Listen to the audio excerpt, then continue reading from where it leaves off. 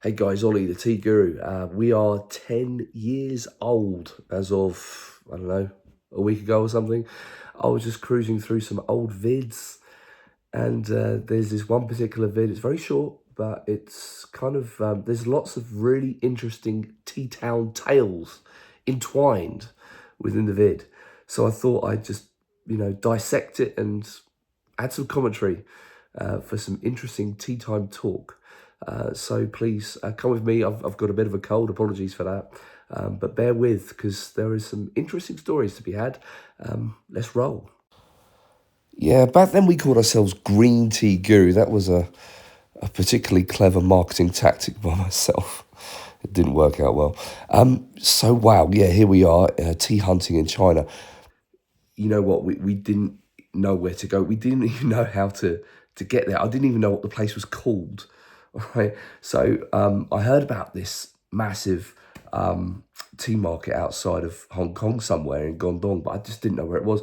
When I was chatting to a few different tea distributors, one of them, I said I was going to go visiting China and buy some tea, and she let out. She goes, "Oh, are you coming to the tea market in Fangkong?" I'm like, oh, and I asked her. I said, "What's the name in Chinese characters?" And she gave me the name, and I found out where it was, how to get there. But until then, I didn't even know where it was. I remember it was a bloody miserable day. In fact, it was bloody miserable the whole time we were there. But here we are, Tea Mecca, and that is the little area where all the sort of buses turn up to sell overpriced tea to tourists. We rocked up, we didn't know where to go. There's so many shops. Just feel like, didn't know what to do. So, well, I think the first place, yes, here we go. First place we went in to look at some teaware. Quite interesting little tea shop. Bought a few little bits and bobs. One particular thing that I loved as a tea pet, not that one, something else. The guy wasn't very happy because the particular tea pets that I liked was part of a set of, I think, 3 or 4. And for the Chinese, you need to buy all of them together, otherwise it's unlucky, kind of. But I didn't want the other ones. I just wanted this one. And he kept saying, my dear wife, Catherine, translating, no, we only want this one, but he only wants that one. He doesn't want the others. In the end, he did. He sold me just like 4 or 5 of this one particular tea pet, and all the other ones were odd. I mean, fair play to him. I mean, what was he doing with all the other ones that he can't sell the set now? He's got to sell unlucky tea pets to everyone. And I sold unlucky tea pets to a few people because I didn't sell them as the series of 3 or 4 together. Oh well. This guy was cool. This shop was part of a huge company, and I couldn't even buy some tea from him because they were just so big. He still let me sit there and drink tea anyway. Mung Hai Tea Factory Outlet. Let's stop the vid. It's actually quite sad, to be honest, because back in the day, up until about maybe, I don't know, three years ago, you could buy Dai tea or Mung Hai Tea Factory tea from many places. There were literally franchised shops where Mung Hai would sell all their tea at this shop at a price, and this shop could sell that tea at whatever price they wanted to. And that was great, but they've homogenized everything. Well, basically, the way they've done that is that they've priced out all these franchise shops completely. So really, you can only buy Mung Hai tea at high prices from official Mung Hai outlets. Anyway, whilst we were there at the Mung Hai Tea Factory franchise outlet, they picked one specific tea. What was it? It was a raw Tuo. And, we were drinking this. I think we must have honestly gone through 15, potentially 20 infusions on this extremely basic Tuo that was probably last year or the year before. Not particularly great tea, but, but the funny thing about this place is that 10 minutes into tasting the tea, he sent the lady who was serving us tea round the back to get changed because he saw that I was taking videos of everything. She had to get changed into like a Yunnan minority traditional outfit to, be videoed. The funny thing is I never really used any of that footage. I just found it a little bit bizarre. Yeah. Anyway, on we go. But yeah, this is Mung Hai franchise boss man. He was cool. Everything was just so new and fresh. Touching all the tea, smelling all the tea. Dan Chong, lots of Dan Chong. Leo, yeah, stop the vid. Another little sad one, so Leo is from Hong Kong, yeah, and actually the first ever tea that I ever bought, I walked into a tea house in Hong Kong. It's 2008, and I tried some tea, and I said to him just before, what did we buy? We bought some. I was with my mum, my late mother, and what did we buy? We bought the most Western tea possible you could buy when you were visiting Asia for the first time. It was jasmine infused green tea, but it was very, very good. And he told me this. It's very hard to get now because it's so expensive. He said to me, well, through my wife, Catherine, of course, the best jasmine tea is jasmine tea with no jasmine in it. And when I still remember my wife telling me that, I was like, what?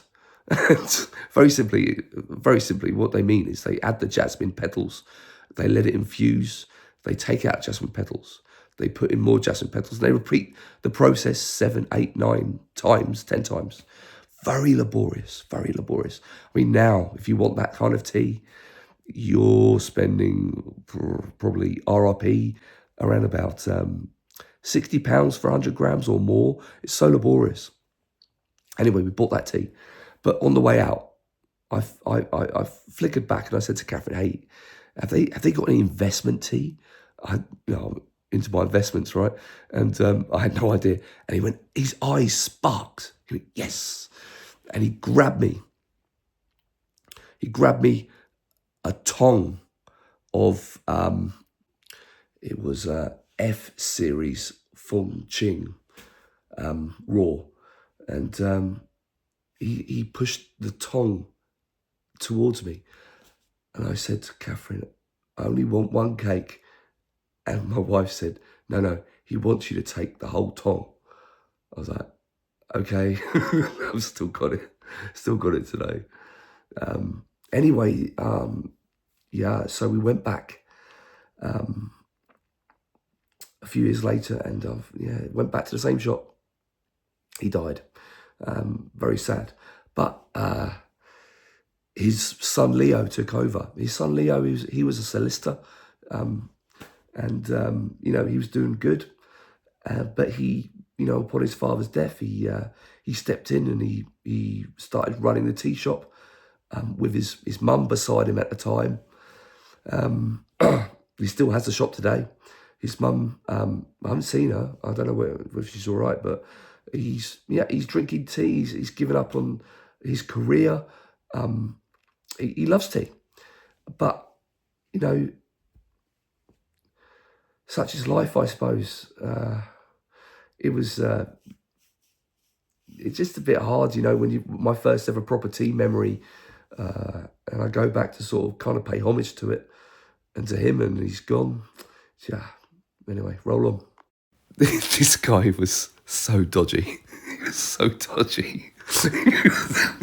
Sorry, I'm coughing. All right, so where to start?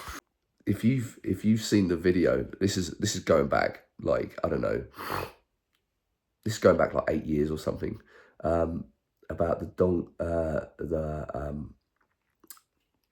Dan Kong Mafia video.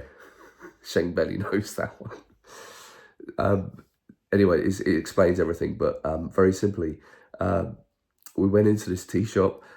They sell a danchong, and this guy was behind. He was just acting all like a little bit like unruly, gangstery, and everyone's spider senses were tingling, and they showed us one tea, and it was just stratospherically priced. And I think everyone could tell they were just trying to have us on. And we were trying all these different teas. We didn't buy any of it. But this guy was just so dodgy and twitchy. Anyway, we left the shop. And then we were walking down the road about an hour later after visiting another shop. He's behind a market stall. Like, I don't know what he was doing, dishing out oranges or something. And then he jumps on one of these scooters and just zooms off. It's just so odd. What does this guy work in that shop behind the market? What's he up to? I don't know. But it was just such an odd and bizarre moment. But it just goes to show you need to keep your wits together in Tea Town if you don't know what you're doing. Otherwise, you will be had. Ah, yes, this guy. There's another guy trying to do me over. So, I rocked up in his shop. One interesting thing he did have, he said he had 20-year-old green tea, which I'd never thought of before. Apparently they use it for medicinal purposes. So he had a big tin of it, and I looked inside. That's interesting. Did I buy any? No. But he tries to relinquish on me some out-of-season Taiwanese tea. I might have been wet behind the ears, but I know what good tea tastes like. So this was Milk Oolong, right? And the season before that I had come to the tea market, I had bought and sold some Taiwanese Milk Oolong. And yeah, I tasted it all the way through. So I tasted it when it was super fresh. As the months went by, I tasted it, and I could taste when it was out of season. So Milk Oolong, after 4, 5, 6 months maybe, really starts to taint down on flavour. The flavour goes down. And we were tasting his tea, and he was telling me it was this, telling me it was that. I knew what it was. And then I asked him a question. I said, what harvest was it? And I saw, through Catherine, I saw his face go down. And he was trying to work out, should I tell the truth? He told the truth. He said it was last season. Testing him for his character. Well, he told the truth, but I'm not going to buy it because it's old tea. Anyway, just got to be careful. And this, ladies and gentlemen, this is probably the best story of all. I've saved the best till last. These cheeky swines, they did me over. Oh my goodness. So yeah, I mean, I don't quite know what happened here, but anyway, we were getting on well with them. Well, the wife was anyway. I was tasting their tea, and it was okay. What was it? It was some sort of Linkang, right? They told me it was Chicken Village. Oh, no, Golden Chicken Village. Golden Chicken Village in Lincoln, right? All right, so the tea is okay, right? I'm like, okay, I found some Pu'er tea. I found better ones out there, but I found some, first day I found some Pu'er tea. It's okay, I can sell this. Golden Chicken Village, you like the sound of that? So how much did I buy? I think I bought 2 tongs. No, more. I think I bought 3 tongs of it. So the tea that I tried and I tasted and I thought was okay, when I got home, it didn't taste like the tea I tasted when I was there. The tea that I received tasted as bland as you can ever imagine. I heard online, I read on Reddit, I think it was, that there was one of the cons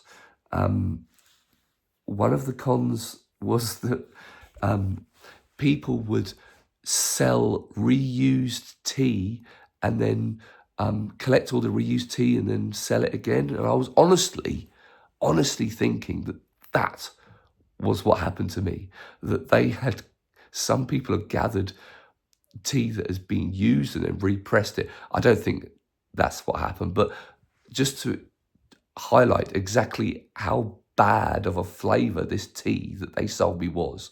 It tasted of absolutely nothing, right? So what did I do? I even left it in Hong Kong for 5 years to try and improve the flavour.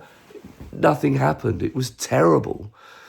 I reached out. Back then I was working with Scott from Yunan Sourcing, who's a gent really. And he was always in the background to help me out whenever I was in a little bit of a pickle. And I reached out to him and I said, "Hey Scott, I bought this tea from Fan Kong. It's from a place called Golden Chicken Village. Have you heard of it?" And he just, I could hear him laughing through the emails. It's like, no, I've never heard of Golden Chicken Village before. They had me. So what do they do? The bait and switch. I mean, look, how much did I pay for these cakes back then? £5 a cake? I didn't pay a lot.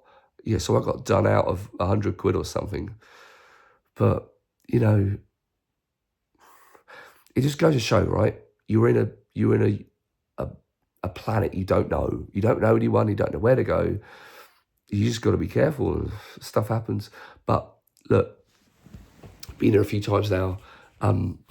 Met some good guys, met the bad guys. I know where to stay away from. And there's still a hell of a lot more to explore.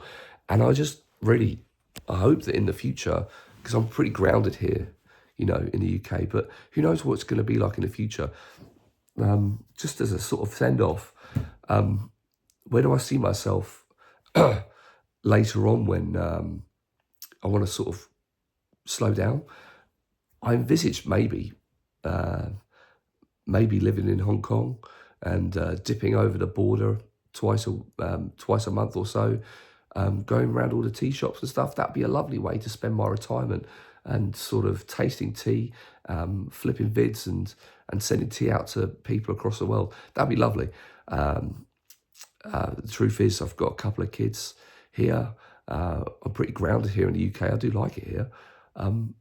But if things ever change, there's that option. I could always go out and do that. And that would be a lovely way to sort of end my days out in honkers, dipping into China. It would just be so much fun. Anyway, I hope you enjoyed these, the tales of Tea Town from old times ago. Yeah, we're 10 years old and we're not going anywhere. And I just want to say again, thank you to everyone that supported us. I hope you found this video enjoyable and yeah, see you on the other side. Happy cupping.